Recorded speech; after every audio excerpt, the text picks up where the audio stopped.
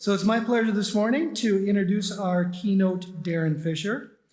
Darren Fisher is the CEO of Spearity and best-selling author of The Confidence Quadrant. He's a beacon of inspiration as an international speaker and Air Force veteran. His accolades reflect his commitment to leadership and technical prowess. Darren, a Marquette University and Cardinal Stritch University alumnus, is dedicated to unlocking excellence in everyone. He champions a life filled with confidence, joy, and hard work, contributing significantly to his community and family. So please join me in welcoming Darren Fisher to Sheboygan.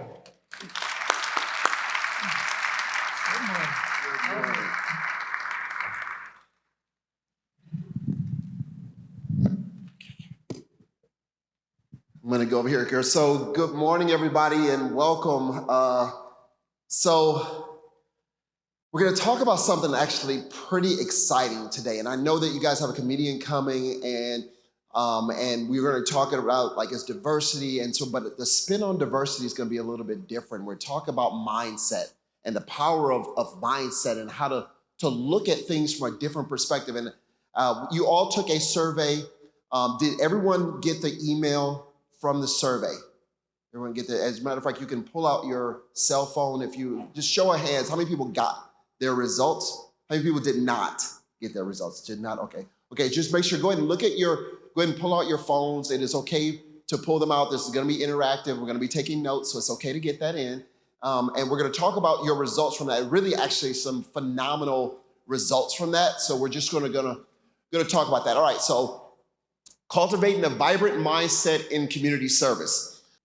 What you do is really hard. How many people work with people on a regular basis? How many people think the most difficult part of your job is working with people on a regular basis? Okay, good. All right, so in this group, do you guys have arms or you like people? Like what is, like, you guys know how to raise your hands? Like just show me you know how to raise your hands. I just need to know. Okay, good, okay. All right, so I had to check because everyone can't do that, guys. And so to make sure we're on the same page. We're in a theater, so it's gonna be a little bit, I do an interactive type of presentation. So I'm going to be asking tons of questions and we're gonna be moving around. So you just have to work with us. I know this is our first time in a theater style, so everybody's learning together. But we're gonna talk about this whole idea of just working with people and developing a right mindset, and how do you develop a growth mindset, and what is that? Because we all want to enjoy what we do. This picture now, so because we are in a theater, just work with me. So that is me about 12 years ago, way younger and much happier back then with a different conversation. And, but what you see is in that video is, does everyone know who this person is right there? You say, who is it? Show, like, who is it? Somebody yell it out. Martin Luther King Jr., okay, good. So this is Martin Luther King Jr. So, this day is celebrating him because he believed in some key things about America and what America could be. And one of those things was, it really was diversity and people being judged by the content of their character. And it really is, it's a mindset difference. It's a way of looking at people saying, you know, we're most valuable if we value everybody. Everybody is born differently. Everybody has different skill sets, different perspectives, backgrounds, but we're great if we value everybody. And what's awesome about this stage is, so this is in 1968, actually earlier than that, the early 60s. And the guy who you see right here, that's actually my dad. Yeah, that is crazy. My dad is in the National Archives. So he actually was a student at Tennessee State University. And at the time he was marching with Martin Luther King Jr. for the advancement of people that he saw being taken advantage of. And so my dad is actually part of this history. My dad is like, he's lived this crazy life. So he marched with Dr. Martin Luther King Jr. Has anyone ever heard of Jimi Hendrix before? Okay, all right. I hadn't heard of him, okay. So, but I found out my dad actually managed him in a band, randomly. Has anyone ever heard of Wilma Rudolph? Okay, who's Wilma Rudolph? Who is she? Anybody yell it out? Yes, yeah, she's a runner, a track star. Okay, so my oldest brother, Ed, he was special needs. He would be cognitively disabled. And so he was told, he was born this way, he was told that he would not walk. And, you know, my mom was 18 when she had him, my brother, so he's now almost 2 years old. They're like, you know, he's never gonna walk. And so as a young parent, you're like, okay, it is what it is. Well, Wilma Rudolph was a good friend of my parents. She went to Tennessee State also. She actually taught my brother how to walk.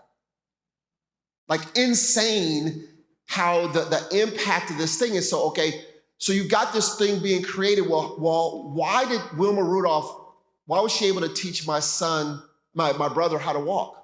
Different mindset. How's my dad able to get access to all these people? Different mindset. And I think the importance of that is this. They all saw something that other people didn't think was possible, and they decided they could create that. And my question is, it's not them, why not you? Why can't you do that same thing? And I think the way we do that is we're gonna give you some tools to help you actually make that happen. So,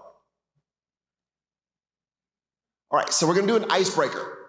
And our icebreakers is each of you has a sheet of paper that is bingo. All right, yep, it says bingo on it. You see some different squares, and each of those squares has different criteria and things. So if you wouldn't mind, just take a second. There's 24 squares.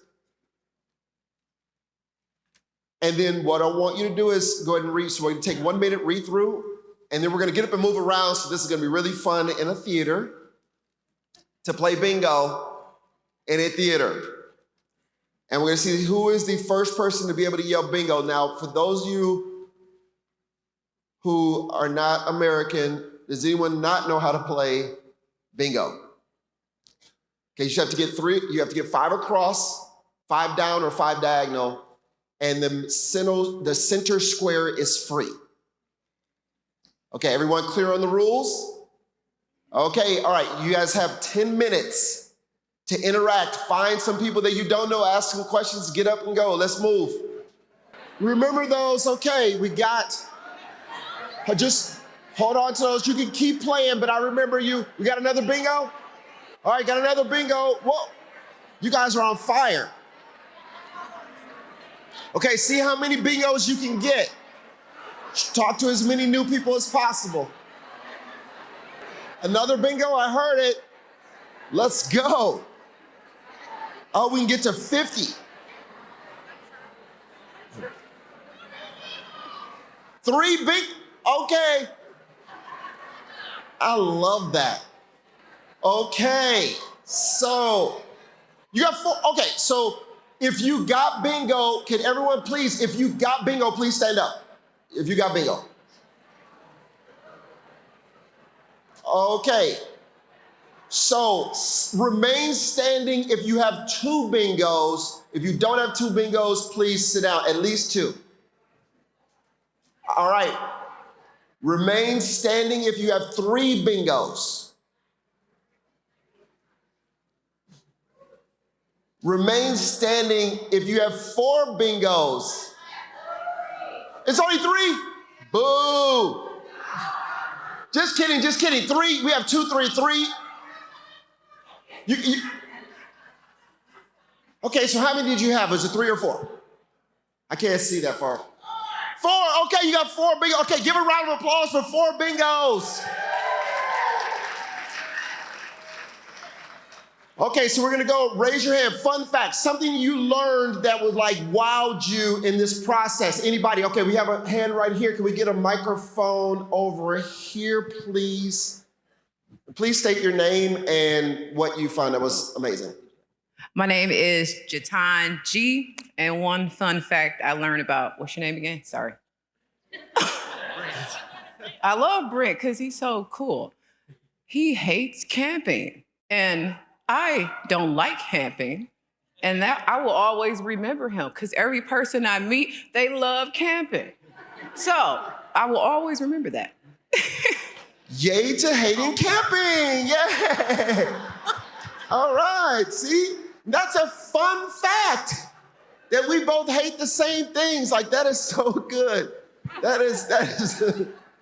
All right, here we go. Someone else, some of the fun. Here we go. Fun fact, there we go, right here in the front. I learned that Julie, her unique hobby is cleaning up dog poop.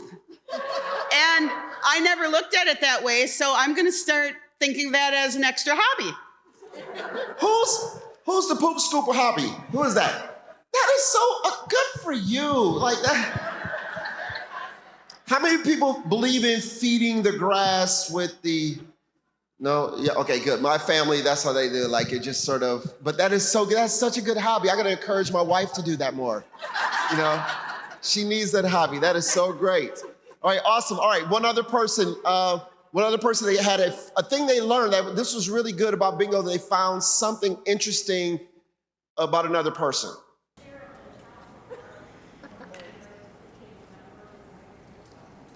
So Cheryl really is annoyed by getting up early to clean, or likes to get up, enjoys cleaning up, like best part of your day. What? Who is this person? Wow, okay, round of applause. That is so awesome. Like, that is so cleaning is good. Like, it really is good, but not getting up early to do it, but that's a different conversation.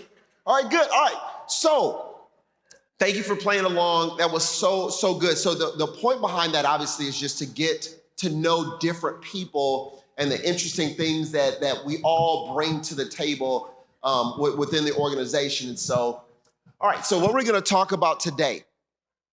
Number one is we're going to talk about what is a growth mindset, like what is that? And the second thing is we're going to look at the survey insights and group discussion. So we're going to be doing some group discussions, so just be thinking about who are you going to talk to, who is your group, and about the results. Like, you guys scored so well. All right, then the third thing is strategies to overcome the triggers. So everyone has these triggers. We're going to talk about what does that look like, rekindling joy in the workplace. So as a company, Spearity, our thing is we have two different things that we want people to achieve. And one is thriving businesses or thriving at work, and then joy in your personal life. And we do business coaching, executive coaching, strategic planning. We work with, obviously, doing training. I'm a Keynote. But those are the two things. If you enjoy work and you enjoy your personal life, that's pretty much winning. Now, how many of you are married or have children or have family? Good. And sometimes it's going to be hard in the middle of that. Sometimes we don't like work. Sometimes we don't like our family. If you have teenagers, we definitely don't like them all the time. And if you're not, how many of you have teenagers? How many of you were a teenager at one point? Exactly, so you get it. And so we're going to talk about how do we do that, though. And then we're going to talk about how do we apply that to community service, because working on behalf of serving people is one of the most difficult things that you can do, because especially if you're working in community service, because why does community service exist anyways? Like, why do we have community service? Anyone? No? I'm sorry? To serve the community. Why does the community need to be served? Okay, sure. Yeah, people need help. People need help. And are the people who are crushing it and strong and have tons of resources, are they the ones who really need the help? No, they can afford to get help. It's the ones who don't have it are the ones that need it. So therefore, it's a lot. It's a lot to have to do that. And so how do you then apply this growth mindset and still have joy in the middle of that? We got to figure that out. And then finally, we're going to talk about developing an action plan so each of you walks away with something to do. All right, so understanding your growth mindset. So there's two different mindsets that each of us can have, and it's really on a spectrum. On the one hand, you have a fixed mindset. And a fixed mindset is just very simply this. If you believe you can't do it before you even try, or because of some historical way of thinking or something has happened, that is a fixed mindset. And it says, if you believe, how many of you are really good math people?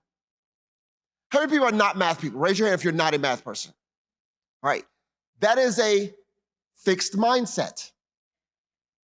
Because what happens is this, if you know from a child, let's say it comes easy to you, what are you more likely to do? If you're a math person, what are you gonna do? Do more math. If you're not a math person by nature, which is totally made up, and then you then are going to avoid math. How many of you are art people, like the artists, creative, like craft or whatever, art, blah, blah, blah, blah, draw, all that? Okay, great.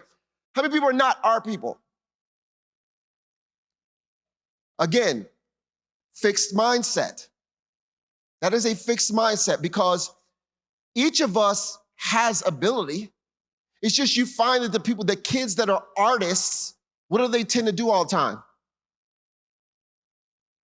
They draw. So they're getting reps.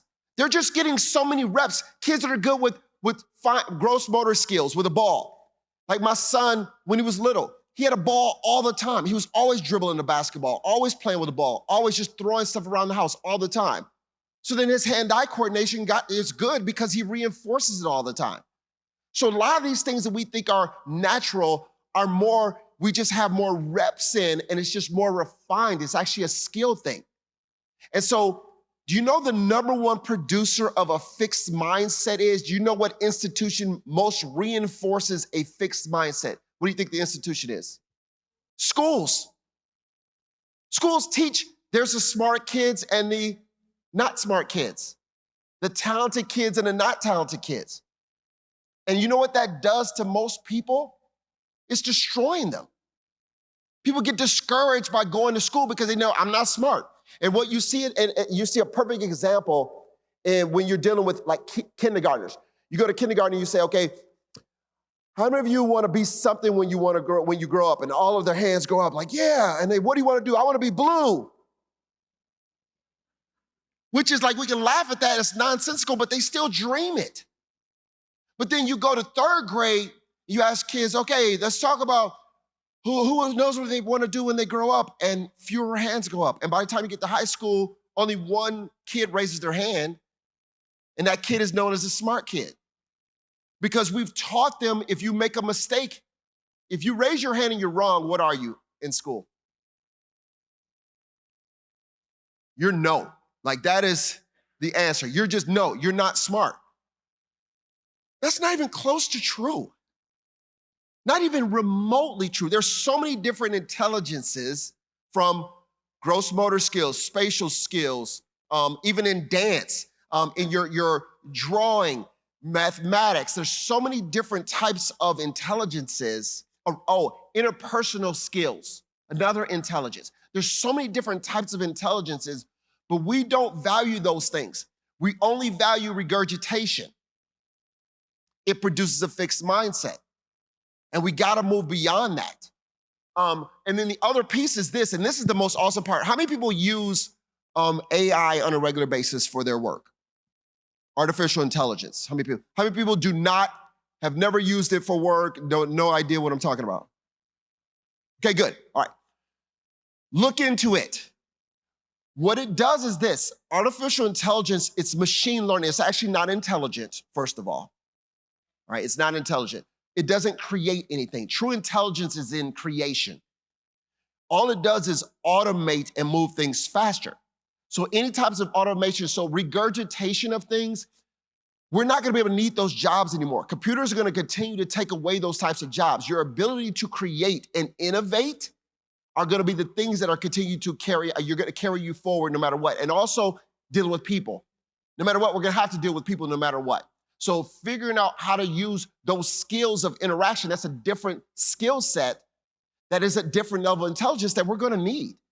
So that fixed mindset, so understanding that this is what a fixed mindset is and we know where it's produced, then we know things to combat it.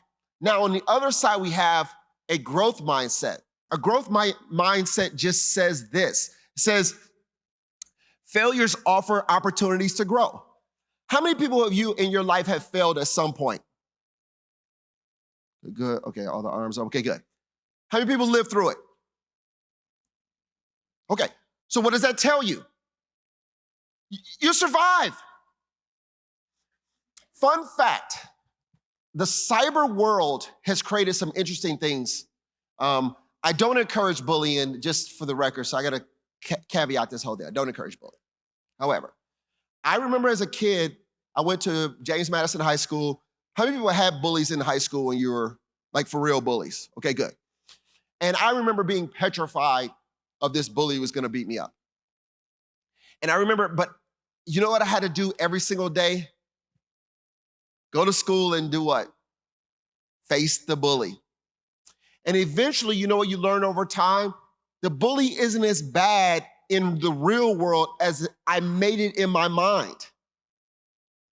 But when you have cyber bullies, you never get a chance to see, is this thing real or not? So your mind can create a world that is way worse than reality. Star Wars, hello. Star Wars is not real. I know some people, does anyone think Star Wars is real? Did I bust a bubble there? No?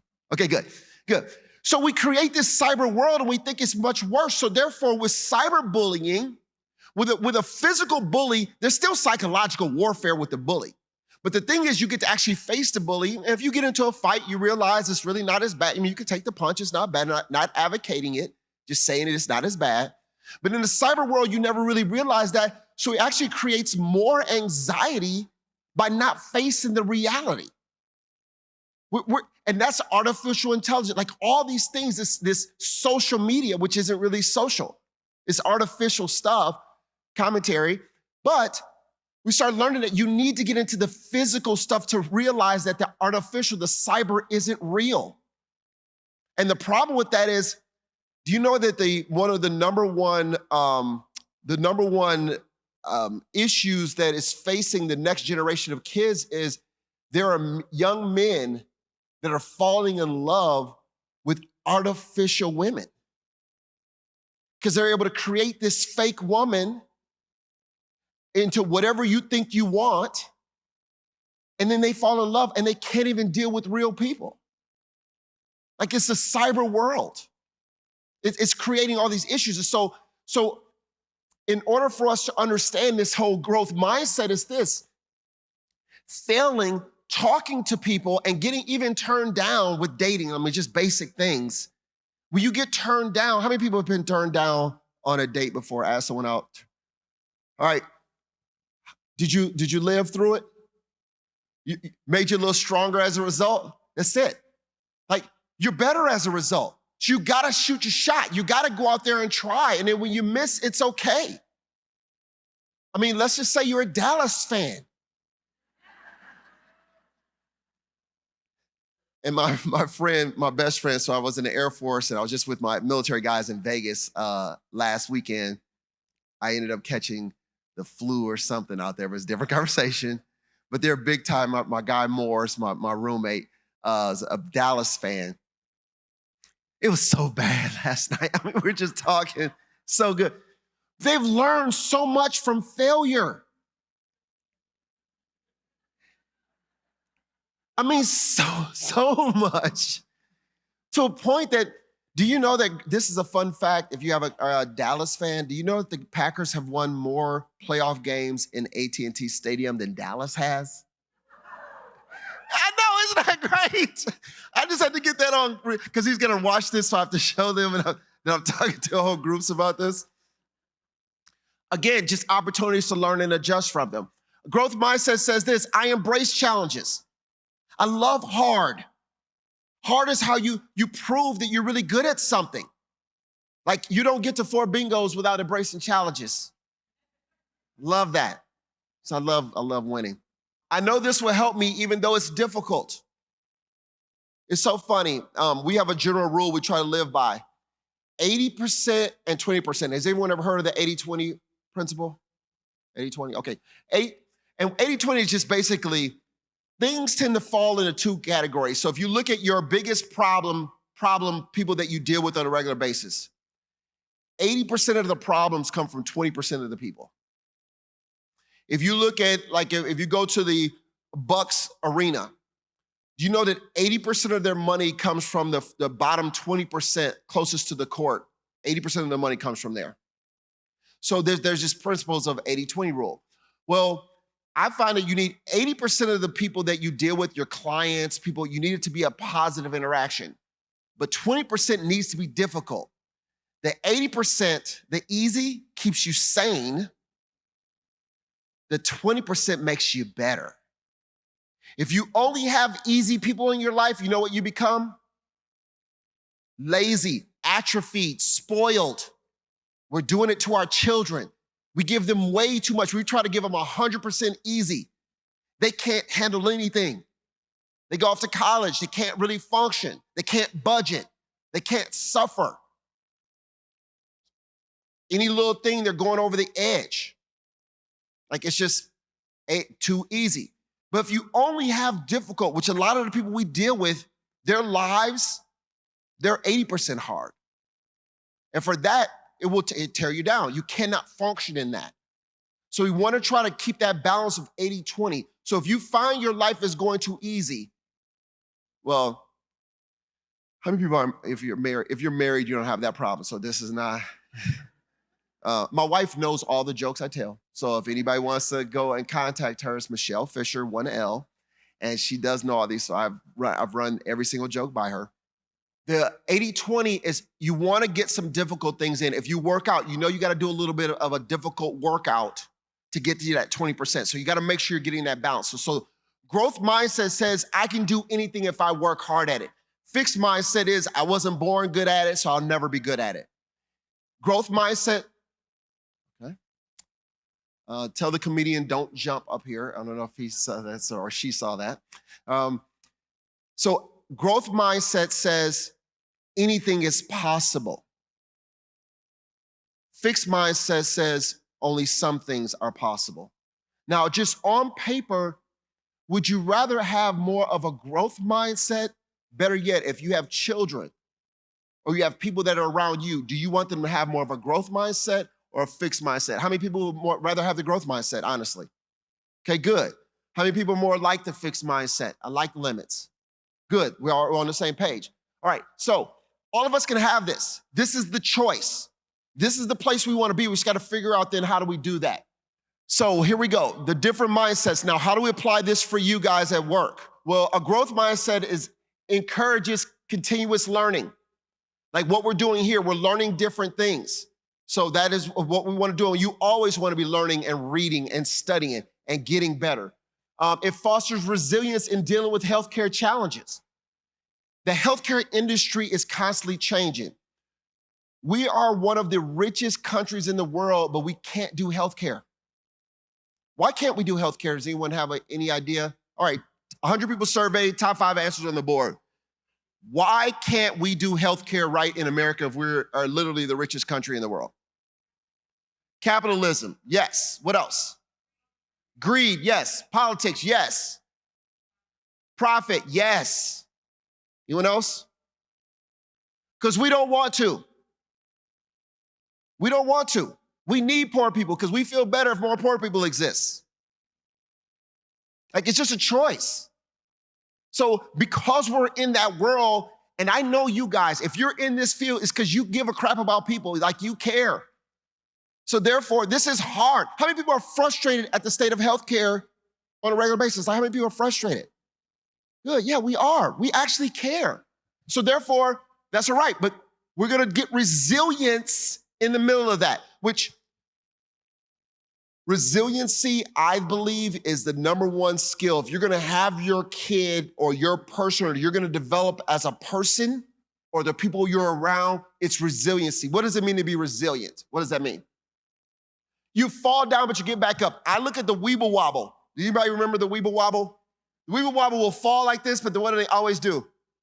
They come right back up again every single time. You can punch it, you can do whatever, it's gonna come back. That's that Weeble Wobble effect, that resiliency, the bounce back, excellent. And it promotes innovative solutions and patient-centered care. What does it mean to be patient-centered care? What does that mean? It's individual. We're not just throwing solutions at people saying it should just fit you. We're gonna find something that fits to you, the individual. And we can do that. We can customize it. All right, excellent. Now, fixed mindset, it just hinders personal and professional development. Like we always have opportunities to learn and grow. We've got all these issues that we've been dealing with since we were younger. And a fixed mindset will hold on to that because we believe that somehow we'll be better if we just hold on to that fear or hold on to that past thing. Today's the day we're gonna let that thing go. We're gonna work on things to let that, like, no, I'm not holding on to that because it's comfortable. Because trauma is comfortable for people. And you're a fear that if you remove that, something worse is gonna come. I know I have that. All right, next one. Could lead to burnout and reduce quality of care. How many people have experienced burnout? Do not raise your hands. How many people are in burnout right now? Do not raise your hand. We don't have to call yourself out. All right. If you are, tell somebody. If no one, tell me. I have some tools that I can give you to refresh yourself. I'm actually in the process of doing some things, some joy-related things. How many people have heard of, just real quickly, how many people have heard of box breathing? Raise your hand. How many people have not heard of box breathing? Raise your hand. Okay, good. Well, all right, we're gonna do it all together. We're gonna practice. Okay, so here we go. Box breathing is a 4-step process. You breathe in for 4 seconds. So it's 1, 2, 3, 4. In, hold it for 4 seconds. 1, 2, 3, 4. Breathe out for 4 seconds. And you do it 4 times. So you're gonna breathe in for 4 seconds, hold it for 4 seconds, breathe out for 4 seconds, and we're gonna do it 4 times. So we're gonna practice together, okay? All right, everyone understand what we have to do? All right, here we go. So everybody, make sure you're sitting up, make sure you sit up in your chair. We're gonna reset. And what this does is it resets your limbic system and brings it all back to neutral. And you can do it at any point, and it's a way of really refreshing you, okay? So everybody, we're gonna breathe in.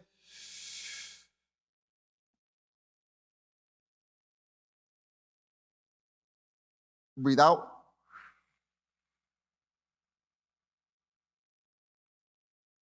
Breathe in.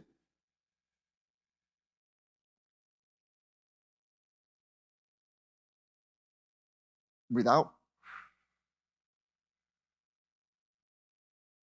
Breathe in.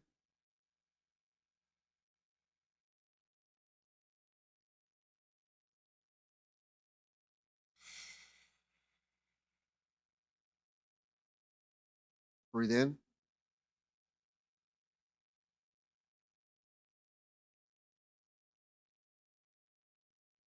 Breathe out. All right, how do you feel? Like you calm. Like it just calms you down. Now, some of you may use this when you're about to get into an argument with your spouse. I do that. I actually use it and okay, let me calm down. Because I have some issues, and it's okay, I know it makes me abnormal. And so what I try to do is I want to have calm conversations about different things, and I have difficulty sometimes. But box breathing helps me. I have two middle-aged 20, what is 25 to 27? What do you call that for a kid? Young adult. Okay, so I have 2 young adult children. One is my daughter's a dental student in Maryland, and she just can be a lot. I love her to pieces, but she just can be a lot. And so I box breathe because she takes everything just a different way. Like if you have multiple children, you find that you say the same thing to both children. One child is like, that's amazing. The other child is like, why are you offending me with your whole life? And I'm like, my daughter, she says to me, Dad, I know you don't really love me. I'm like, what? I've literally given my heart to you. Yeah. I said, but I tell you that I love you all the time. Yeah, but you're supposed to. You're a dad. You don't really have to mean it. It's bizarro world. I literally love you with every single part of my being. My whole point is, it's so funny. So I'm married, 25.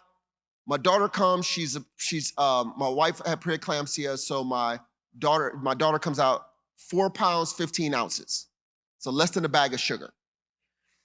And I was like, when we got married, I remember me and my wife were standing there and I'm like, she's like, say I do. And I'm like, I love you with my heart, every part of my being. I love you, woman. And, I'm just saying this to my wife at the time. And then my daughter was born. And I was like, I really love this thing more than life.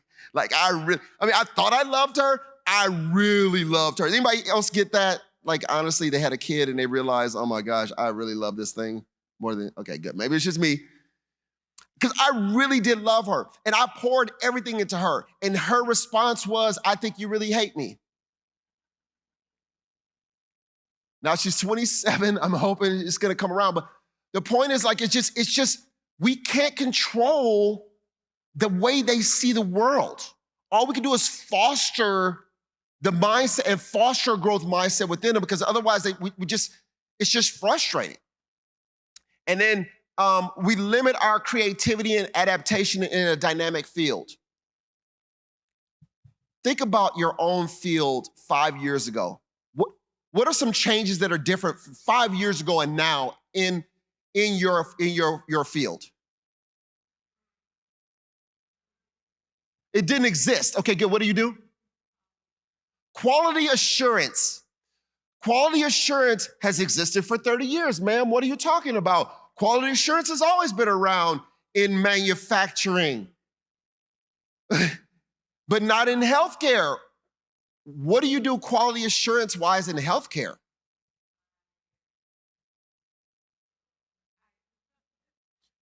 So checking to make sure the resources we're deploying are actually deployed in the way that they're most efficient and effective.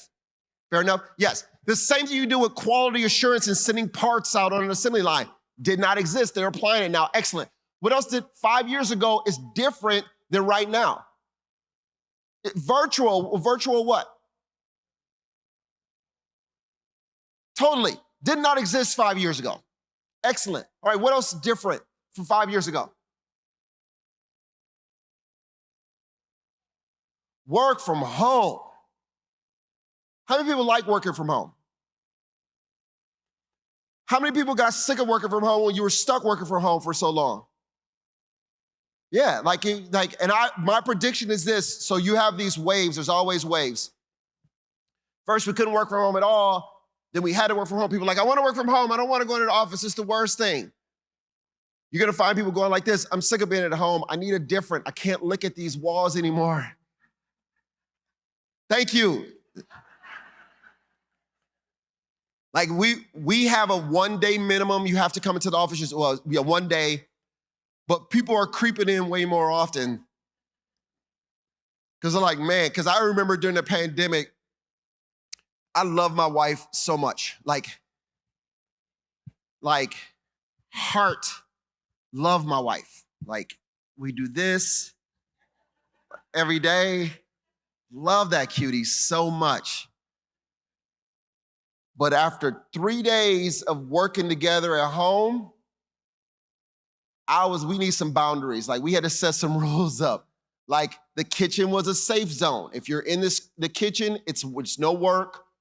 You interact. And so when people start trying to work, hey, we're not working in the kitchen. We got to have a positive attitude. We had an attitude policy. If you don't have a positive attitude, you need to go in the basement. Because we're going to be positive at this job. Because I'm like, man, like it's a lot. So working from home, yes, definitely different. Definitely different. All right, anyone else? What's different about 5 years ago? You said Monday? Funding. Oh, how's funding different? Oh, I love it. Yes, excellent. All right, anything else? Different. All these things are rotating through. Like and it's gonna be different in 5 years, it's gonna be even different again. So if you don't adapt, you'll get destroyed. Like, you don't have to survive. You don't have to change it. So we understand that fixed mindset won't get you ready for that. All right, so now we're gonna go to the next part, which is our survey results, which is funny. I was gonna go a big discussion around this, but this is actually we're not going to need as much time as I thought because this. So everyone got the survey. Did everyone, if you wouldn't mind, pull up your survey now on your phone, please. Go ahead and take out. I know some of you are going to look at your email. Do not look at your email. Just look for this one email. And you don't need to respond to email because everyone is here. If you look on your sheet of paper, you can see the different explanation of the various levels. So we have a strong, weak, neutral, and you have growth mindset to fixed mindset. We've been doing this survey, this spectrum survey now for 5 years. This is like, can I say weird in a good way? Exactly, because you guys are weird. Like the weirdest group, as in you're so growth mindset minded. You think to have a growth mindset as a group, and then you only had like 3 people that were neutral. Everyone else is like either moderate or strong growth. That means you're crushing it. That means like you as a group, you guys adapt. First of all, who's doing the hiring? Who's hiring these people? Who has hired someone in this group? Who has hired someone? Stand up, stand up. We're gonna stand up. If you have hired any person, one person, stand up. Yep, stand up on your legs, on your leg. Yes, give them a, yes, clap for these people.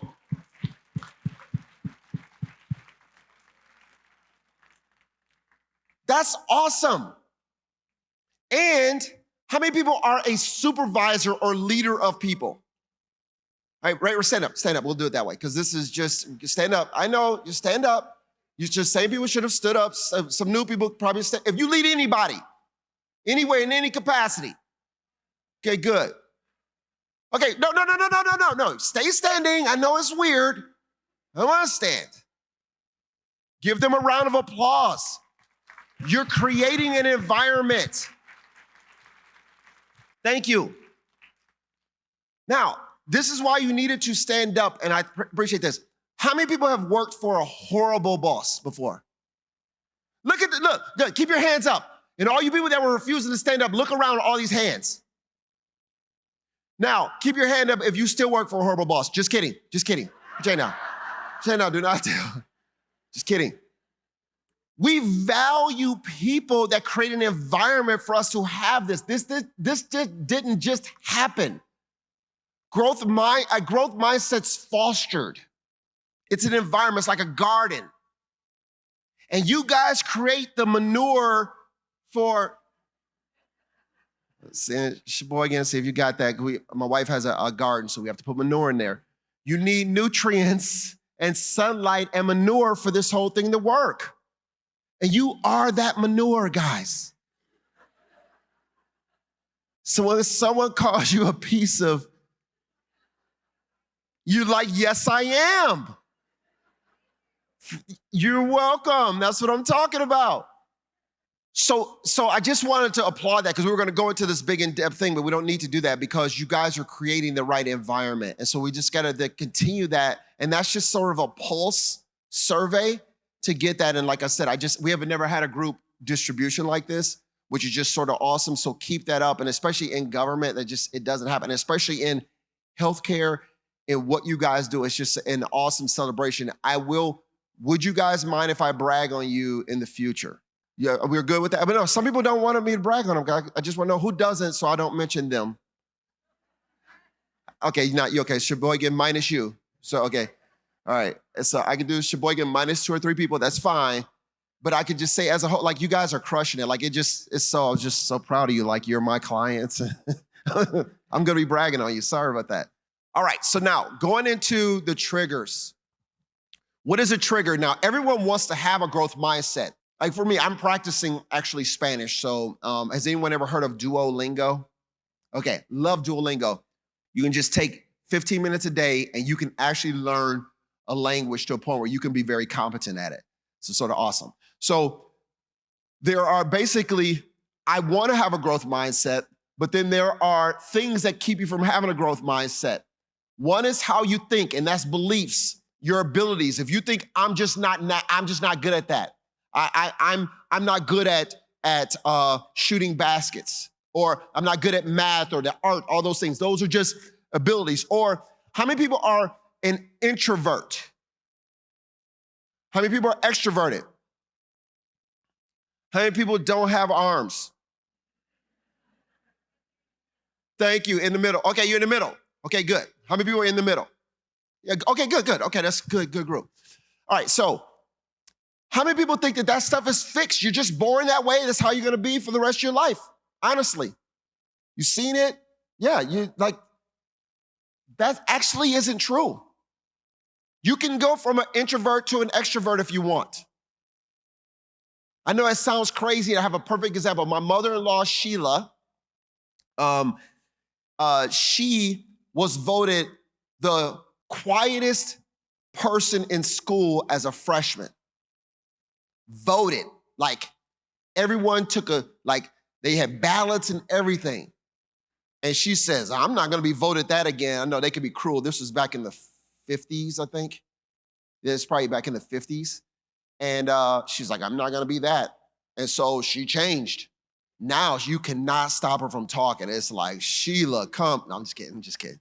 I love my mother-in-law. She's so competitive and she talks so much crap. Like, we play euchre. Does anybody know how to play euchre?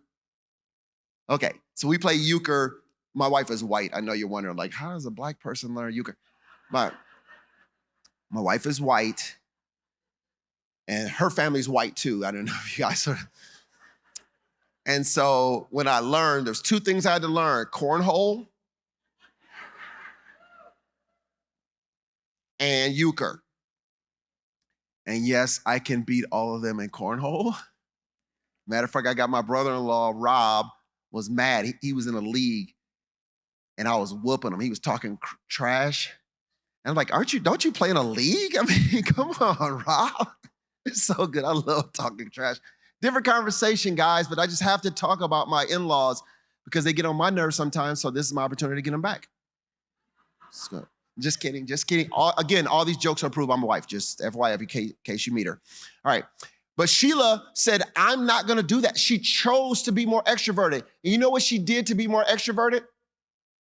What do you think? She started talking to more people. Introduce yourself to me. Like, if you're extroverted and you wanna be introverted, you know what you have to do? Stop talking. You just have to practice the thing that you wanna be. It's all about practice. Not a game. Thank you. AI reference there. It's practice. You just have to practice if you want to be good at these things. Comfort zone. How many people have difficulty stepping outside their comfort zone?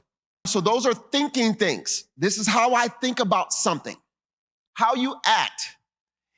High effort. High effort is if I have to put a lot of work into something, that means I'm not good at it. If it's hard, like if it's like, man, I gotta push for that thing, that's not really my thing. That's how you act.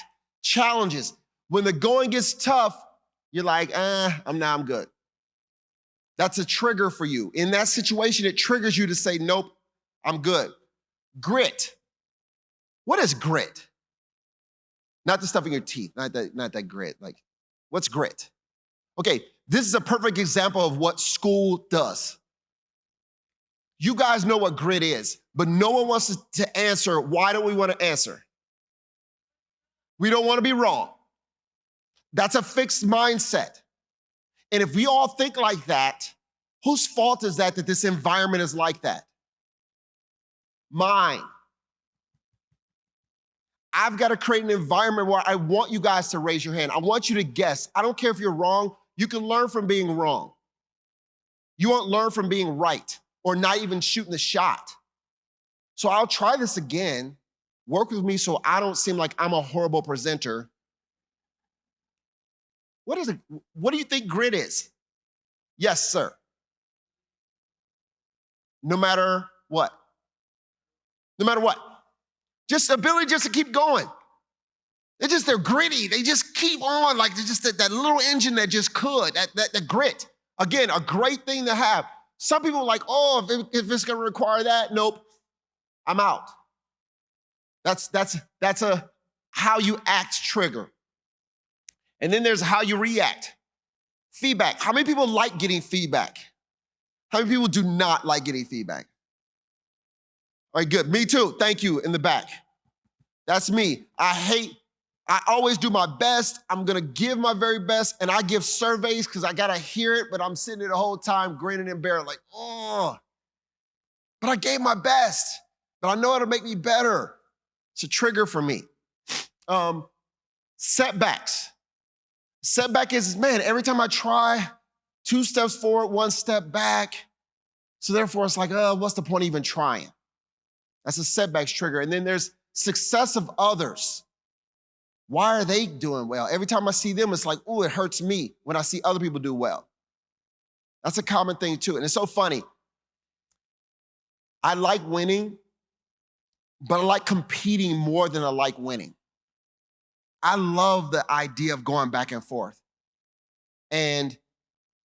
Because it doesn't bother me. But it doesn't make, that's just, I told you my trigger is, I have a feedback trigger really badly.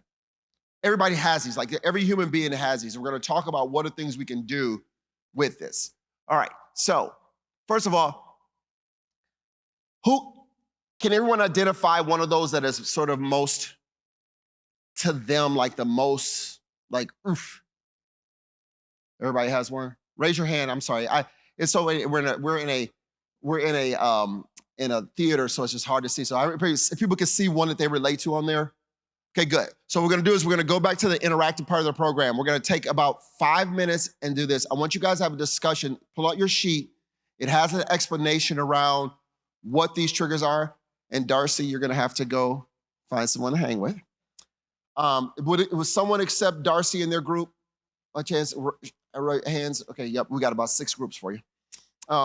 So what I want you to do is I want you to take 10 minutes to just discuss in this section of your program about the triggers and which ones of these triggers are ones that are most for you, the ones that most affect you, and just have a discussion around it. Okay, go ahead and you guys take about 10 minutes. Most of us are this one. Who else raised their hand? Oh, there's all types of people. Buzz around. Tons of opportunity. Mine is comfort zone. Oh. Comfort zone is the most common. Like today, like a new one. Oh, okay. I thought you were like, you were speaking for her. Wow. Just go ahead. It's a safe environment. Okay. Tell me how you feel. Okay, I just want to do real quick. How many people had your number one trigger was your abilities? That was yours. Raise your hand. Okay, nope. What about personality, like introvert, extrovert? That was your big trigger. I'm so introverted and they make me talk. Okay. Comfort zone.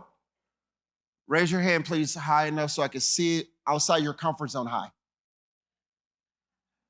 Thank you. You look, the majority of people are that. That's the number one trigger, is comfort zone. And as a society, as we continue to customize things for people, you know what we're actually doing to people by doing that? By customizing everything your way? Putting them in their comfort zone and shrinking more and more and more and isolating. And what's even making it worse is that every child is growing up with their own television in their hand. So they're getting their comfort zone created for them every day, cultivated. They only have to watch what they want to watch. There's no resiliency. And so what happens is over time, your comfort zone starts out like this, then eventually it becomes like that.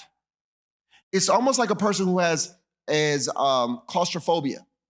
If you have claustrophobia, if you don't go outside and keep expanding that, what happens to that person over time? They can't leave the house. And eventually they get to a point where you can't leave a room. So the only way you overcome that is you have to expose yourself to it. You got to get yourself used to like an immune system. Oh, product of the pandemic. Because we hadn't been, you end up staying inside your house and isolating, cleaning everything up. You know what happened to people's immune systems? Become weaker. You need to be exposed to things. You know what happens if you clean your house too much to your children? You know what happens to them? They develop allergies as a result of not having dust and dirt. You need those things. Like, it's just crazy. So we need to be exposed. We were designed to be exposed to uncomfortable so we can adapt. So if you want to get outside your comfort zone, Andrea, what do you have to do?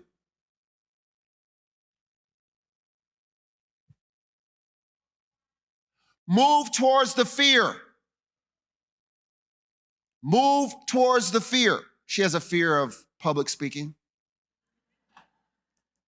So I told her I was going to call her. I prepped her for it. She crushed that. You got to move towards it. And no one can make you do it. We're in a day and time where there's plenty of space. You can always drift away. You can do things to get away from the things. But if you want to be the person, how many people love living in fear? And they just love that. Like, they just wish they had more fear in their life. They're just fear mongers. Like, man, can I just get some more fear? No one says that. But when the fear comes, what do? Run. Run. But we gotta go the opposite. You gotta embrace it.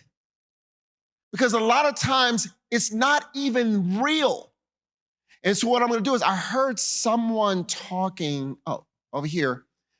She was saying, well, I talk to myself and I just tell myself, how many people talk to themselves?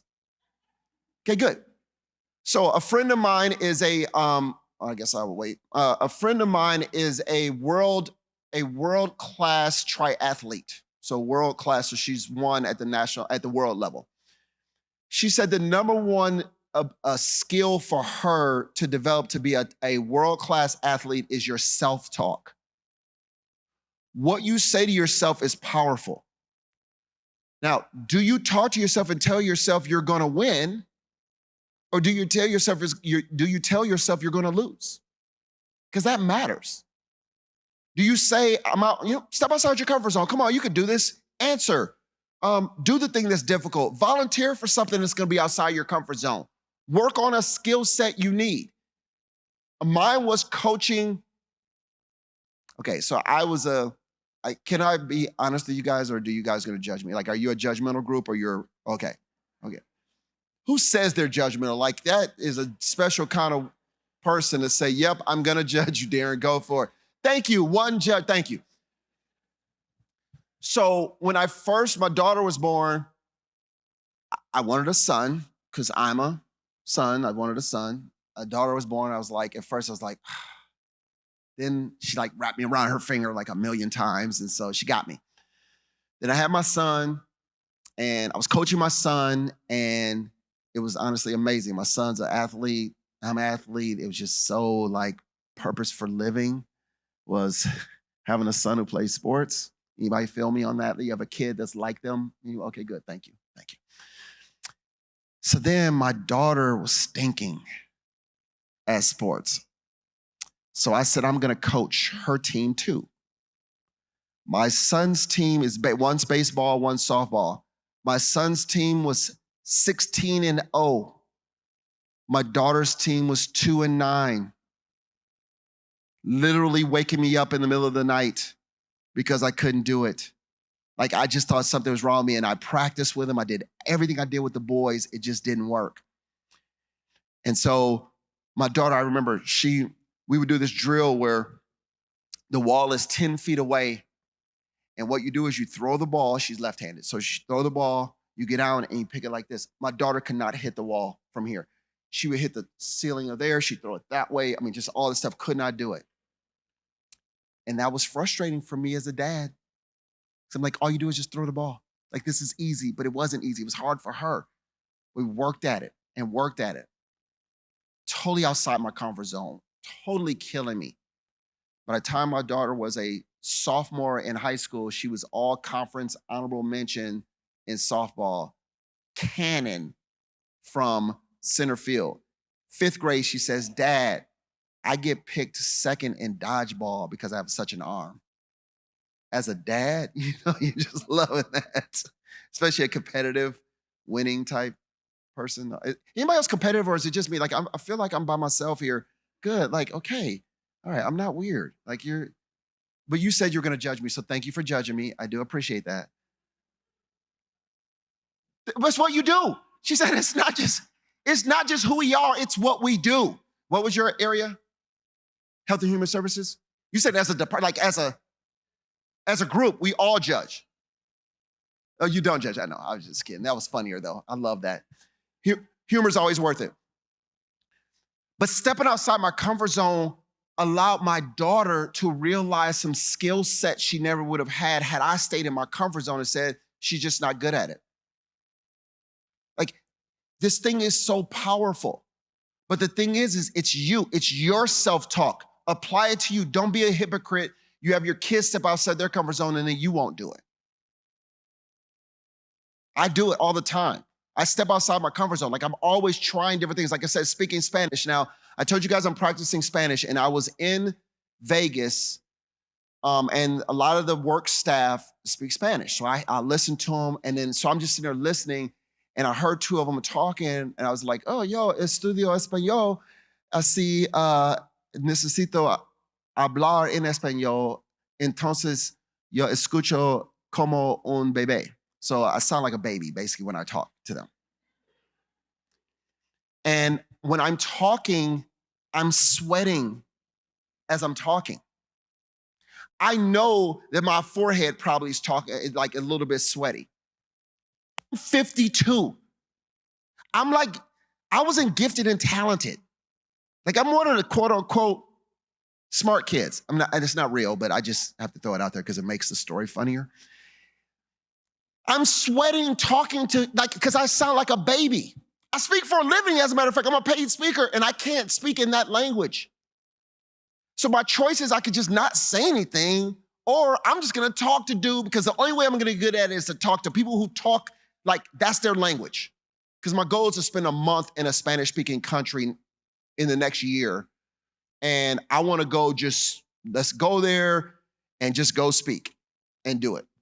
And the only way I'm gonna do that is I gotta just have conversations, and it's gonna be hard, and I'm trying to think of words, and when you're nervous, you know what words come to your mind?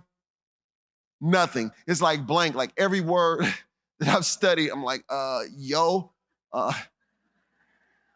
taco, like I know something, I'm just grasping, but you gotta put yourself out there. Because you know what I've learned? Everybody else is doing it too. Everyone else is making it up. No one knows this stuff. All you do is you just practice. And then there's this thing called a click point. At some point, if you do something enough, it's gonna click. And then you're all like, oh my gosh, it just does. And I will never get to the click point if I don't just keep putting myself out there. All right, does that make sense to everybody? Okay, good, all right. So, all right, joy in work and at life. So, this is gonna be a one-on-one, individual time for you. I want you guys to ask yourselves, what would joy at work look like to you? I want you to take a minute and write down your answer. There is a section on there. If not, just find a space on the page.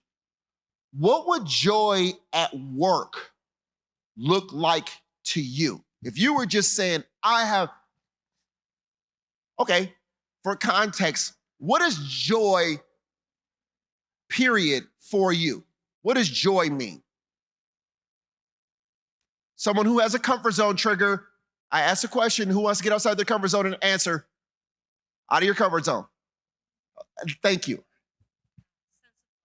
A sense of belonging. Love that. How many people do not want to belong?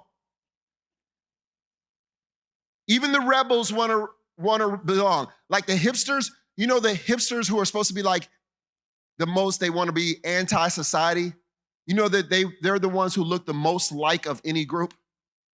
Is the hipsters, you know, with the beard. They all have the same boots on, the same jeans, like they're all the same, sort of funny. But yes, a sense of belonging. Someone else, what does joy mean for you? Just so we know, because some people are like, man, I don't know what joy even is. And so I got to define joy. Happiness, yes. Harmony, sure. What else? Something to look forward to. Love it. What else? I'm sorry? Contentment, I love it. What else? Supportive, love it. Excitement. I was trying to show that, yes. Excitement. Yes. Oh my gosh, the team getting together and crushing it. Apollo 11, let's go. Anyone else? What's joy? Joy like for you? Joy. Team. More team. Ride or die. Fair enough. Right? Like no matter what. Like it's you and me together and we're gonna figure this out. And you know what's gonna happen? We're gonna win. Like that's the thing. That's me. Like that's my team. Like I tell my wife that. Like my wife, I'm like, look, if we're together and we're both products of divorce, and after you go through divorce, it is hard to think of team. You always have this idea that this whole thing is gonna fall apart, so it's hard to commit to that. Anybody, can I get a witness? Anybody else through? Okay, good. So I'm constantly telling her, no, together we're going to win. It doesn't matter what it looks like. It doesn't matter what the kids do. It doesn't matter what the in-laws think or the neighbors think. It does not matter. We're going to, if we stick together, we're going to win. And if she buys into that, because we're crushing it without her even buying in. And I know why she doesn't buy in. Why doesn't she buy in? Because of what? Fear. So what's my job then? I got to create an environment where we can overcome fear. Like that's my job. Because if not me, then who? And it's ride or die. It's we have each other's back no matter what. Like that is if you're on a team like that, how powerful is that? You know that. And it doesn't mean you're always up. It doesn't mean that even in the least bit. Like I was sick last week and she made me, first of all, she made me tea. Do you guys have like a tea kettle that makes the noise? That is the coolest thing ever. Because it's like you just put the water in there and then you just put it on the stove and you get to do whatever you're doing. And then the way you know that it's ready is it just starts. And we're whistlers, like both of us just happen to, like we're always whistling and stuff around the house. And so we're weird, okay? So I know you're looking at us like we're weird, okay? And I said I was weird from the jump. I went to science camp in 8th grade, guys. Like I'm a nerd for real. Like that's dedicated, certified nerdness right there. But it whistles and it was like, but for her to say, to bring me that peppermint tea made from that kettle, like that means the world to me. Because it just means that you really do care. And then my mommy brought me chicken noodle soup, homemade. And the 17-year-old ate some of it. Teenagers are the worst. Like, does anybody else have teenagers in the house? They're the worst. They're like little critters. Like they just come and like viruses and they just take over and they eat and they don't give anything back and they leave empty boxes in the, like, come, just throw it away. I'm not asking for much. If you ate the last one, just throw it away. Like, is this, sorry, different conversation. Sorry about that. Digress there for a minute. But the point is like being on that team, like she supported me in such a way, like there's just nothing like that. You just feel invincible. And it doesn't mean, like I said, you give, they give. It's just all that supportive. Like that's what we're trying to get here. So everyone now knows what joy is or some sense of what joy is. Okay, beautiful. So then take a minute to write down, what would joy at work look like to you? Don't look at your supervisor.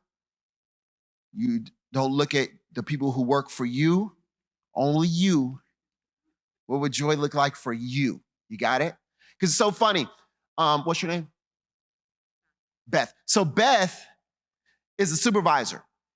And Beth has What's your name? Jen. Beth has Jen.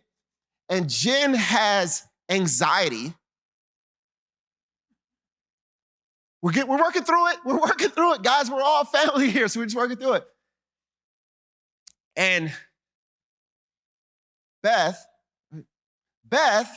is her supervisor. So I was asking, so what is your stuff, blah, blah, blah. She was answering for her. And because she's a supervisor, she's like protecting her even in this environment, which is so loving and caring, but so bad.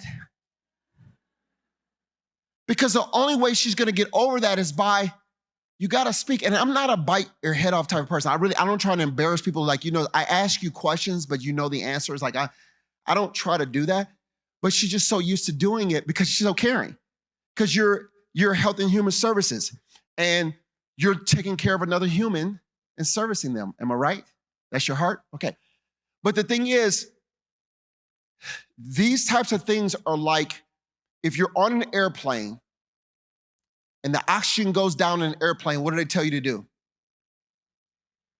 Put your mask on first. You have to put your mask on first, because if you don't, Beth, is it Elizabeth? Okay, it is good. Elizabeth is the coolest name just because there's like 18,000 nicknames off of Elizabeth. You could be Beth, Liz, Lizzie, Betsy. Didn't even know that. I know. I didn't know that either. Just found out Betsy is short for, so it's just, you have an awesome name. Thank you, parents. If you don't put your oxygen mask on first, if you don't take care of yourself first, you're gonna get depleted and not be able to take care of the other people. So you gotta put your mask on. So I'm saying, even as a supervisor, even as a not only caring person, you gotta put your stuff on first. And that applies to you guys. Like, how many of you do self-care, just for the record? How many people have that built into their routine? How many people do not, honestly? Be honest, you do not have a self-care routine built. Okay, so I'm giving you permission to develop a self-care routine, even if it's 5 minutes a day. That's just you, selfishly you. Forget the kids, forget your significant other, forget everybody, just you, permission. All right, got that? Everyone has that? That dude came, they shouldn't have paid for him to come in. He said, I need to take care of myself. This is my 5 minutes. Everybody got it? Okay, good. So take that, think about for you individually, what's joy look like for me? So take about 2 minutes and write down your answer on what joy would look like for you. All right, let's practice. Hopefully we've created an environment where we are significantly into the program. So now we should be able to then speak to and say the thing loudly outside our comfort zones. If public speaking is an issue for you, here's an opportunity for you to practice to say, and there's no wrong answer. It's just practicing. So, who would like to tell me what would joy at work look like to you? Someone who's practicing, getting outside their comfort zone and speaking. Who's with me here? Yes. Okay, so joy at work would be everyone is jibing or jibing? V or B? Victor, okay, good. Jiving, everyone's jiving at work, because jibing could be another thing, like, boom, everybody's jiving, but she says jiving at work. So everyone's jiving at work, things are going smoothly, we're laughing, humor is a key performance indicator for you. I love that. How many people had that as their answer? Like, we're laughing and having a good time at work. Like, that's it. Okay, good. All right, excellent. All right, someone else outside their comfort zone. Thank you for doing that. Very sweet of you. Yes. I love that. That is amazing. I'd have joy there. Like, if you're having a good day, it's like, let's celebrate. You know, the Packers just whooped Dallas again. Let's go. We own them. But if it's like, man, it was a bummy day, then we meet you there too, because we understand that. Like, that is awesome. That is a great environment. How many people had that, something to like that on there as their list? All right, awesome. So good. I love that. All right, someone else on this side of the room. Yes. So you're saying for you, it's seeing other people crush it at work That's like best part of your day. Like that would be so much joy if you see people just on fire, like Jordan Love, basically. I love that. I love that. Like that is so good because I think there's something about like your own success is amazing, but watching other people just shine, it is so great. So I love that. All right, good. And give me one more, if we could go in the back shadows back there somewhere. Okay, you said something about accomplishing team goals and there's something joy, there's joy about us doing something together that really individually we couldn't do. But like there's nothing like that. Like that is the spouse, family, best friends. Like there's something great about achieving something you couldn't do on your own. That is so awesome, and I agree with that so much. Okay, good. Did everybody write theirs down? Everybody wrote theirs down? Okay, because I'm gonna like check on that. You know what? You don't get to eat lunch if you didn't feel it. No, just kidding. Just kidding. Just kidding. All right, good. All right. All right, so now, here's the one, we're not gonna necessarily announce it, but this is one that you gotta write this one down too. What would it look like for you, personal joy? What would personal joy look like for you? Like you individually, doesn't matter, not your spouse, not children, not your supervisor, not your staff, not anybody, like you. What would joy look like for you? Write your answer down.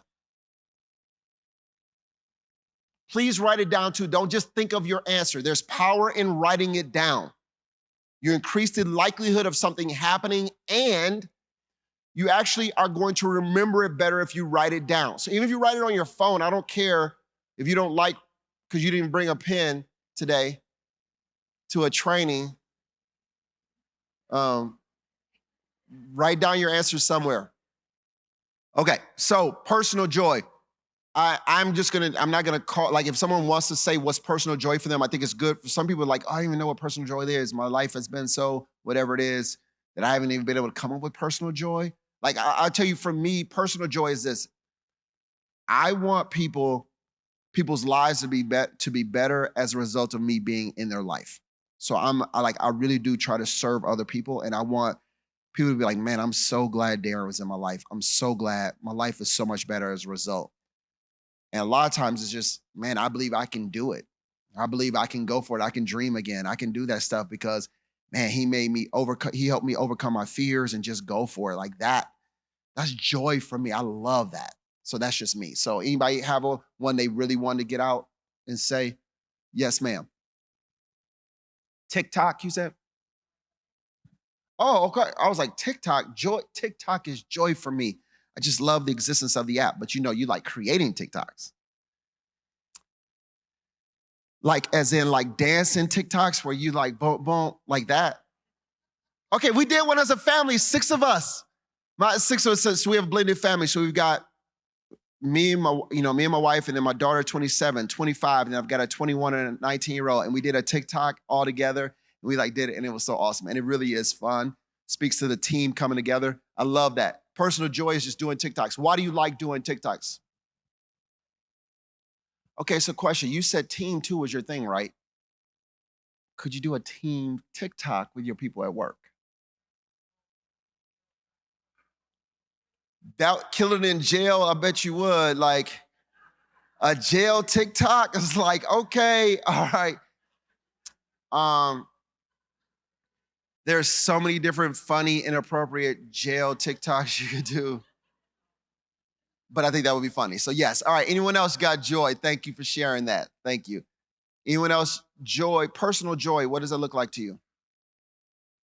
I love that. She's saying, how many people struggle with, they wake up and they have 100,000 thoughts on their mind and they're just racing, going over and over. Okay, good. We got a couple honest people in the room. Good, good. Okay, good. Excellent. All right, good. So joy for you is just not having that. Okay, good. Okay, that's so good. Excellent. Box breathing. All right, excellent. What else? Anybody else have one? Personal joy. Yes. I love that. It feels free, peaceful and calm. Almost like a Zen type of, like, at the end of the box breathing. River kayaks, okay, that thing too, yes. I love that too. I love outdoor. There's nothing like being out in the middle. Like, where have you kayaked? Like, where one of the best places you've kayaked before? So the best place you've been is the Sheboygan River? I love that. You don't have to say I haven't been anywhere. That is being somewhere. Like, that's a place. Like, I've never been there before, and I would love to go, so I'm jealous of you. Mission accomplished on your part. And so that's amazing. And there's nothing like just being outdoors and just being in it, and you're moving stuff around, you're watching, you're just in it. There's nothing like that. So I love that idea. I have a rule for me. I don't let my family really buy me gifts, really. I want experiences. Just spend time with me. So we just go. We went kayaking actually on the in Lake Michigan. We did kayaking as one of ours. We also did in Colorado. We did a whitewater rafting down there. So I'm totally like same thing. Like, I love that. There's just nothing like watching your teenager get smashed with water, ice cold, and their face. Like, it's so invigorating as a dad. Like, it's so peaceful and calm. It's joy. Like, it's joy. Like, I'm totally with you. So I love that. Thank you for sharing that. And you see how it's different. The calm in the midst of doing something is a different joy for a different person. Like, I love that. And it needs to be you. You need to figure out a way, especially in a busy society that serves people, that you got to figure out a way, what does personal joy mean to you? How many people struggled with figuring out what joy was for them? How many people had a problem with that? Good, excellent, good. So if you're not, you just got to try some things out. My mom says this. She says, most women don't do enough things to take care of themselves. They're so good at taking care of everyone else, they don't take care of themselves. So my mom is giving you permission then to take care of yourself. She's 82, she's a beast. Like, Mama, we went riding this past summer. She did a 35-mile bike ride with us. She's 82. She's like, we went to Hawaii. Thank you. She deserves a clap. That's little Marv. I love that cutie. She hiked Diamond Head. We went to Hawaii 2 years ago for her 80th birthday. She hiked Diamond Head, 0.8 miles straight up and back down again, and she did it. Like, yeah, I know. Like, she has this time. Yeah, give her a round of applause because she's gonna see this. It's for you, Ma. Love it. Like, so this woman is telling you to take care of yourself. So it's not you doing it. You're not being selfish. It's just, well, Darren's mom said I had to, so I'm gonna do it. Right? Awesome. Okay, good. Okay, so we're making some progress here. Okay, so everyone has their two things. You have your personal and you've got your work.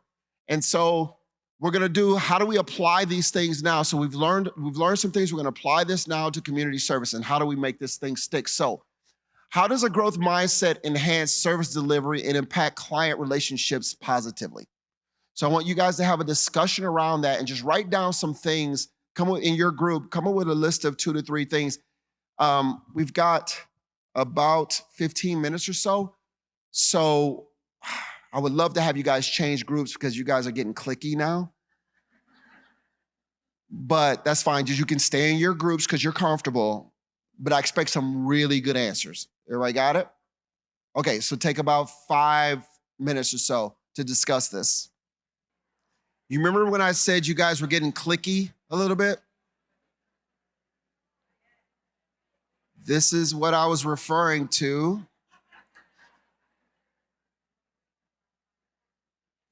Okay. So, these are easy answers. Anybody can speak on this one. How does a growth mindset enhance service delivery? Yes, ma'am.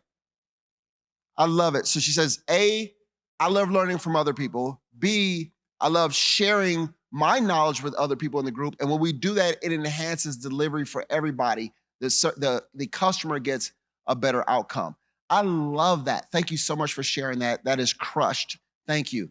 All right, anyone else you haven't heard? Yes. I love that. Giving, so it's funny. I told you my brother was special cognitively disabled, and it's funny, the one that learned how to walk, Wilma Rudolph. He was supposed to live till, he wasn't supposed to live to be 21. He lived to be 59. So my mom had him at 18, lived that long.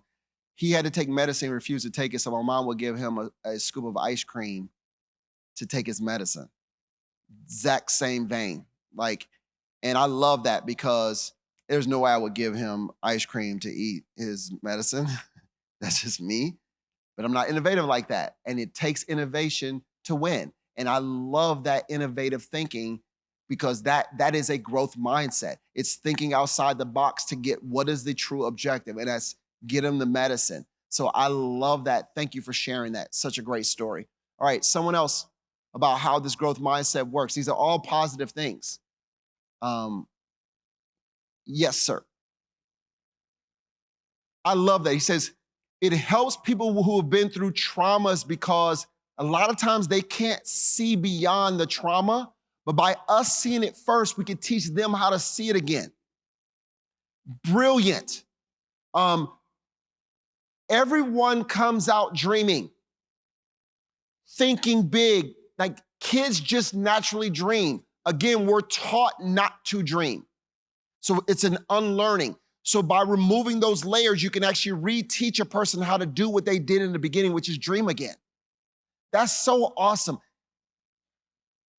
To me, almost one of the number one things you can do as a human being, especially as an adult, is create an environment where people can dream again. That's awesome.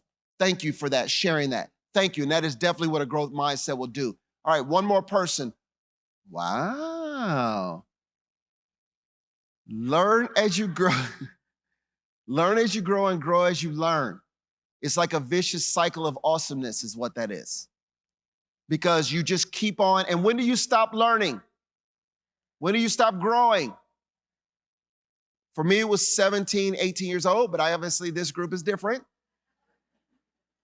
You keep growing forever. That's right. You keep learning and growing all the time because you need more tools in your tool belt to help other people.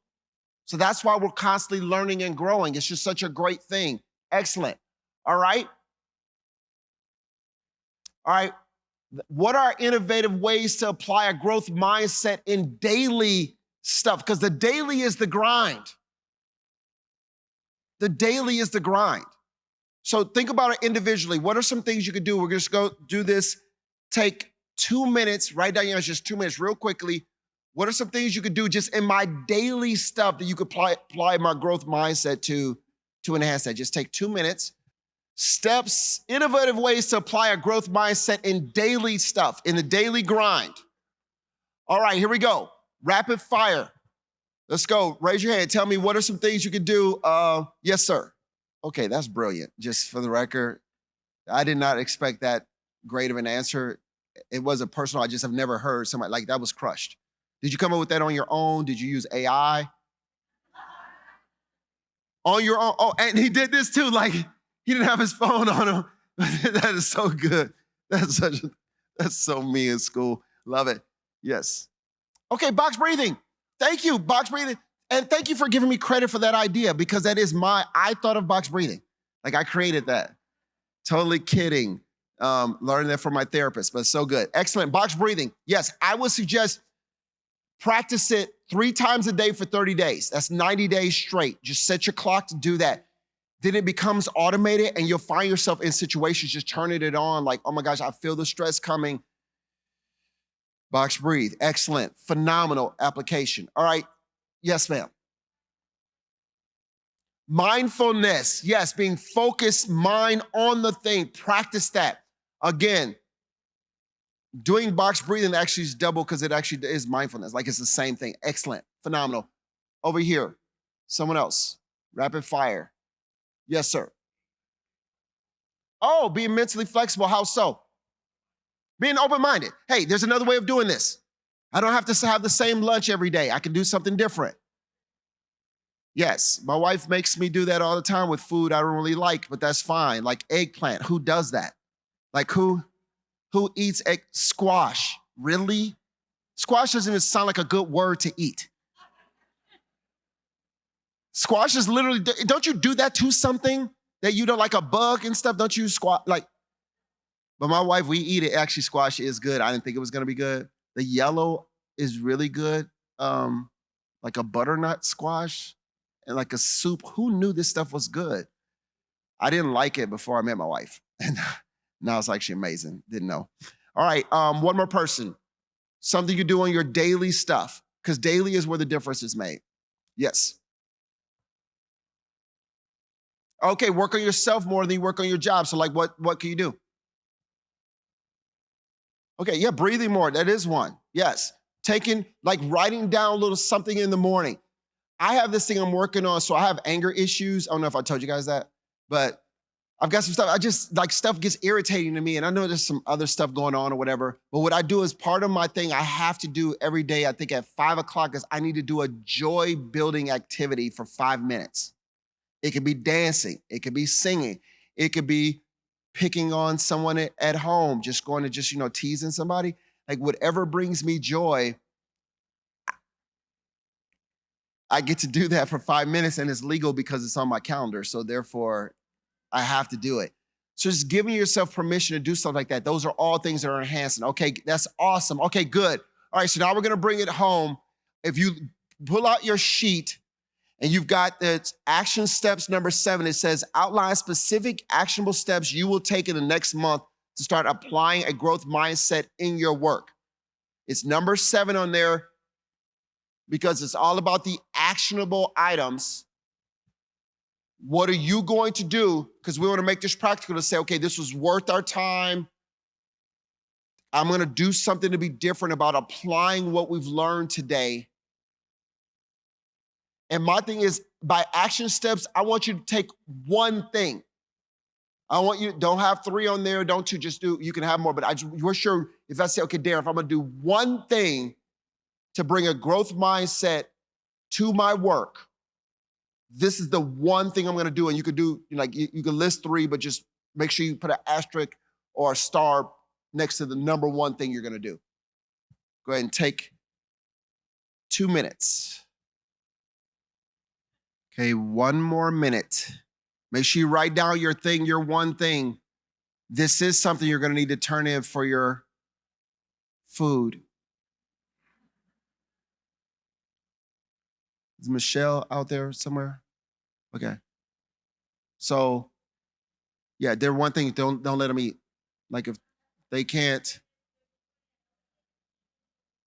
Yep, exactly. That's it. Like just, they're gonna say, oh, here's my name, blah, blah. Well, what's your one thing you're gonna do? And then give them their food. If not, they get the bologna sandwiches. You would get a bologna sandwich, which fried bologna was amazing, especially when it bubble up, you're cooking it.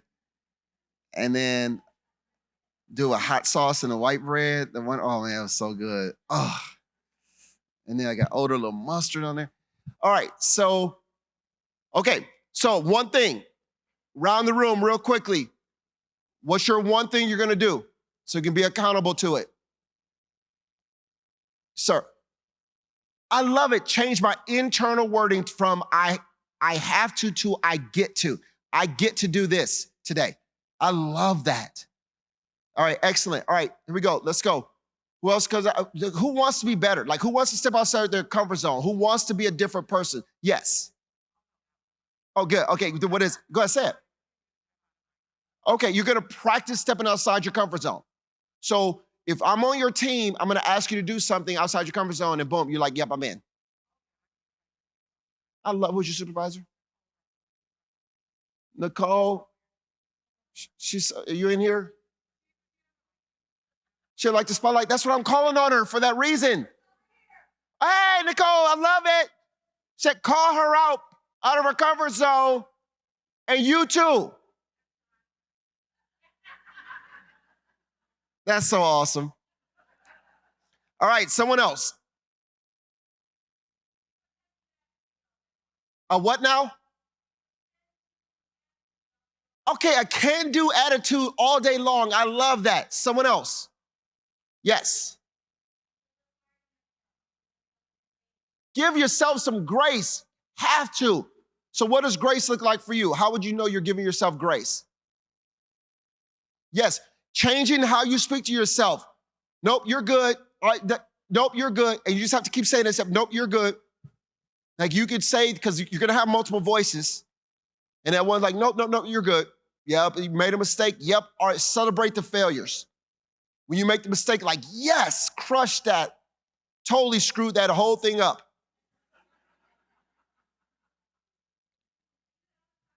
Me too. We build it into ours. Like we talk about our failures all the time at work. I'm more mad when people don't try something like, well, Darren, I thought you'd be upset. I'm like, I'm more upset that you didn't do it. Like, let's go for it. Let's break this thing and then we'll rebuild it. We have good, hardworking, caring people. We'll figure it out. So I love that. Excellent. Way more grace. Gotta work on giving ourselves more grace. That is a thing. All right, excellent. Someone else. Yes. All right, grow through what you go through. I love that. Yes, sir. Or yes, man, I don't know. Yes, person. Okay, appreciate constructive feedback. I love that. I'm working on that. I hate hearing it. I'm going to give you guys a survey. I want to know the truth. Practice doing that. Ask people, so what'd you think? Give them more feedback. I love it. That is so good. Who else? Someone on this side. Back there. Anybody? I know you guys you've loafed the whole time. Like you literally haven't participated. So the least you can do is somebody volunteer, not to look at it, well, who's got to go? Well, not me. Well, why don't you go? Why don't you say something? Your idea was good. Yeah, but it was not good enough. Yeah, but just talk to yourself. Just say whatever. There's no wrong answer. You're going to do something. Thank you. See, that's the difference. If you actually did that, if you're saying we're seen as negative, we can be negative because we're seen as negative, but we're going to start everything positively. We're just going to work on that. You could turn the vortex around. You could take somebody whose life really is hard. And to be honest with you, a lot of us are 1%ers, or we're actually upper class. Like we're doing really well. If your household is over 6 figures, you're in the upper class. I know, like you're like, oh, well, that's not a lot. And so the people we may interact with may not have it. If you're just positive, man, you could just change everything for them. So awesome, good. Like we could be that change agent. So good. I love that. I love being that catalyst. And thank you for speaking up for your group. Like that really does do a lot, because it's hard for me as a presenter. If I'm doing something on growth mindset and people won't respond, that means I haven't created the right environment. So thank you for reinforcing that I'm doing a good job. Thank you. High five. Love that. All right, good. All right, one more. Ending on a positive note here. One more person, like one thing they're going to do to crush it. Let's go. Who's got it? Who's gonna really bring this thing? Oh, that's you with the pink. That was your arm went up, right? Yeah, that was it. That was it. I knew it went up. Okay, good. What was yours? What's the one thing you're gonna do? Take a break every day? What time?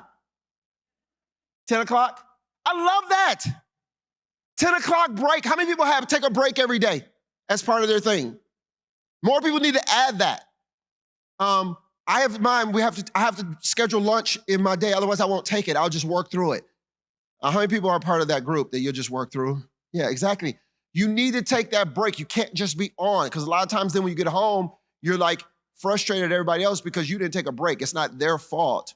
So that is so good. That's putting the oxygen mask on yourself. That is brilliant. So you do that. Proud of you. Let's go. All right, so takeaways from today.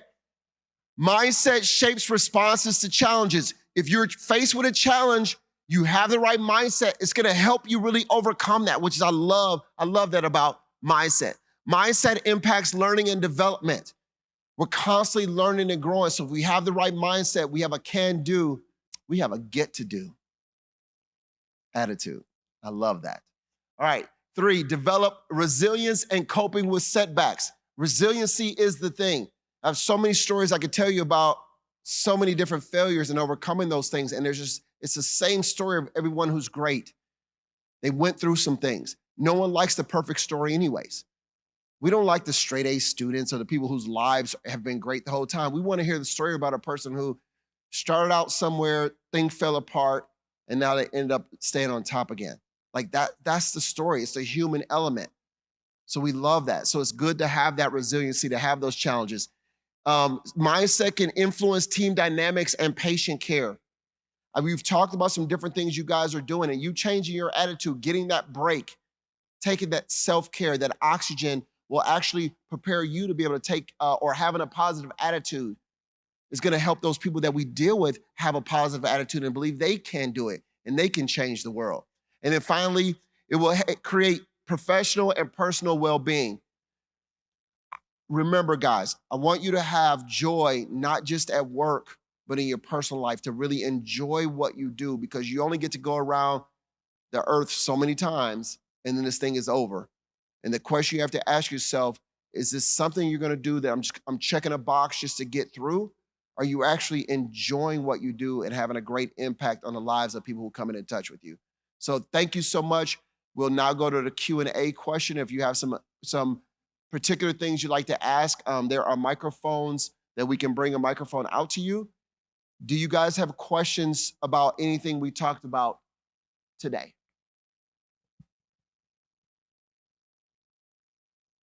Lunch is at noon. I know that was someone's question. Because what time is the comedian supposed to come on?